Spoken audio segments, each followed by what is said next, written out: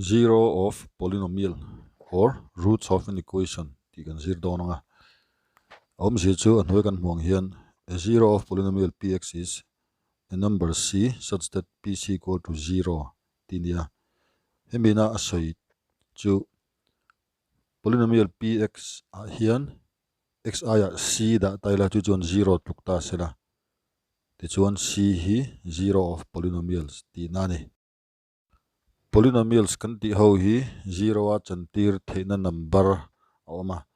chung 0 a chantir theina number chu 0 of polynomial ti nani po an ti thenga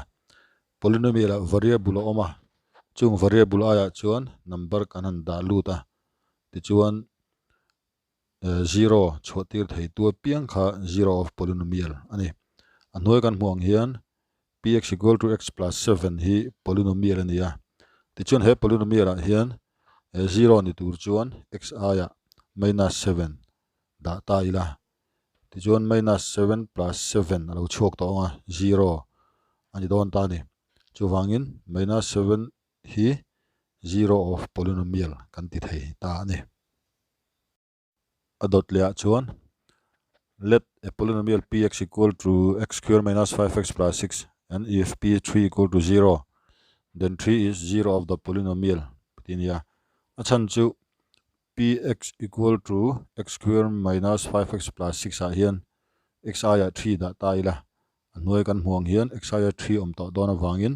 px ni thin kha p3 lo ni to nga chu chuan x omna pianga khan 3 kan da phei to nga 3 square minus 5 into 3 plus 6 lo chhoka nga ti chuan 3 square chu 9 ani nga 5 into 3 chu 15 chuan noya 15 minus 15 lo chhok ta ti chuan answer 0 lo chhok ta ni answer 0 chu thei chan hi x aya 3 kan da wang ania chu wangin 3 kha polynomial 0 chantir thei tu ania chu wangin 3 is 0 of the polynomial kan ti thei pha ani adot le chuan 0 of polynomial zandan khoisana polynomial min pek le 0 kan in tluk tiranga ti chuan kan simplify anga variable value kan chok chhuakang ti chuan variable value kan chok chhuak piang kha 0 of polynomial tur chu ani kan thireng tur chu zeros of polynomial hi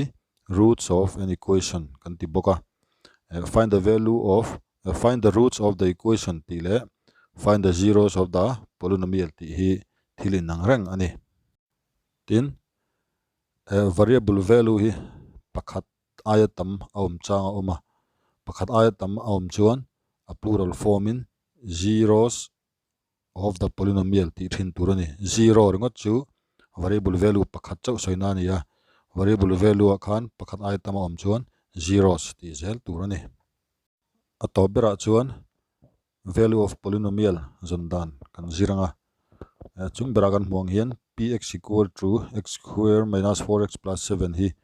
khoisana polynomial min pek given polynomial lo ni ta sela ti chuan find the value of polynomial at x equal to true ti ani chuan anoi miang hian chaw turani x equal to true ti ni wangin kan polynomial a x aya khan true da vek to tur ti na nia ti chuan solution a we have kan tianga given polynomial kha kan copy lenga px equal to x squared minus 4x plus 7 chuan if x equal to true question a nia x aya x in truth luko wangin x aya true kan danga ti chuan p true lo ni tonga chuan achunga x squared minus 4x plus 7 ti kha true square minus 4 into 2 plus 7 ni tong x aya true lut vek tong ti chuan true square chu 4 ani nga 4 2 are 8 chuan plus 7 akala chuan 4 le 7 bel chu 11 ani nga 11 minus 8 chu 3 alo ni tonga 3 kha value of polynomial at x equal to true ani x hian 3 talo tlukta sera p3 kan tianga x aya 3 kan da phei vekang khatiang zer khan kan chok thin don ani